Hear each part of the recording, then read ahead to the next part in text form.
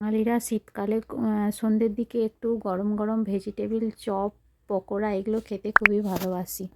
আজ আমি বানালাম একটু ভেজিটেবিল চপ। চলো তাহলে দেখিয়ে দিই কীভাবে আমি বানালাম। প্রথমে আমি গাজর নিয়েছি আর বিট নিয়েছি। গাজরটাকে গ্রেট করে নিলাম, তারপরে বিটটাকেও একটু গ্রেট করে নিলাম। এরপর কিছুটা মটরও নিয়েছিলাম আমি, তারপরে এগুলো দেখো সব একসঙ্গে আমি গ্রেট করে নিলাম।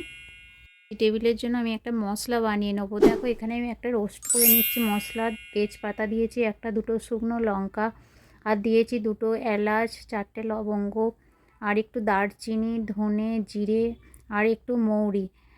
তো এগুলো ভালো করে শুকনো খোলায় রোস্ট করে নিয়েছি আমি। তারপর ঠান্ডা হলে এটা পাউডার বানিয়ে রেখে দেবো।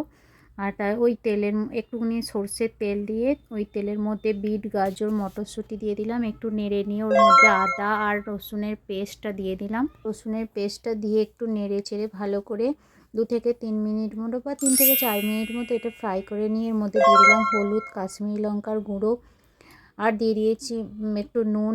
তারপরে আমি এখানে একটু ভাজা বাদাম রেখে দিয়েছিলাম, সেই ভাজা বাদামটা দিয়ে দিলাম। আর দিয়েছি বয়েল করে ম্যাশ করা আলু। ভালো করে মিক্স করে নিয়ে ওর উপরে ভাজা মশলাটা পাউডার বানিয়ে রেখেছিলাম ওই রোস্টেড মশলাটা দিয়ে দিলাম। তারপর ভালো করে মিক্স করে নিয়ে ওর মধ্যে দিয়ে দিলাম একটু আমচুর পাউডার, দিয়ে দিলাম একটু চিনি, একটু নুন, আমি একটু ধনেপাতা কুচি। তারপর এটা নাবিয়ে ঠান্ডা করে নিতে হবে। ভিডিওটা ভালো লাগলে তোমরা অবশ্যই একটা লাইক করো আর সাবস্ক্রাইব করো। আর আমার ভিডিওটি ভালো লাগলে অবশ্যই একটা কমেন্টে জানিও কেমন হয়েছে। তারপরে দেখো এখানে আমি 2 চামচ ময়দা, 2 চামচ কর্নফ্লাওয়ার নিয়ে এটা ভালো করে মিক্স করে নিলাম, একটা লিকুইড বানিয়ে নিলাম। পর এদিকে আমি কিছুটা নিয়ে নিলাম ব্রেড ক্রাম্বস। মশলাটা নিয়ে আমি দেখো ভেজিটেবিলের শেপ দিয়েছি।